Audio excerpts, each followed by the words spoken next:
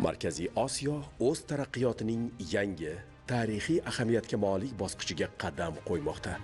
Bugun biz chinakam birdamlik bosqichiga o'tyapmiz. Bizning mintaqamizda uzoq yillar davomida ilk bor birgalikda oldinga qarab borishimiz uchun poydevor bo'lib xizmat qilayotgan o'zaro ishonch, yaxshi qo'shnichilik va hurmat muhiti shakllanmoqda. Bu o'z-o'zidan paydo bo'lib qolgan jarayon emas, balki umumiy taqdiri va birgalikda taraqqiy etish salohiyatini anglab yetgan mamlakatlarimiz yetakchilarining aniq maqsadga qaratilgan sa'y-harakatlari va siyosiy irodasi natijasidir.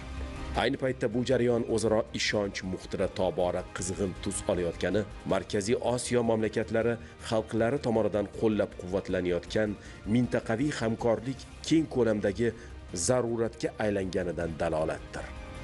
Shavkat Mirziyoyev, O'zbekiston Respublikasi Prezidenti.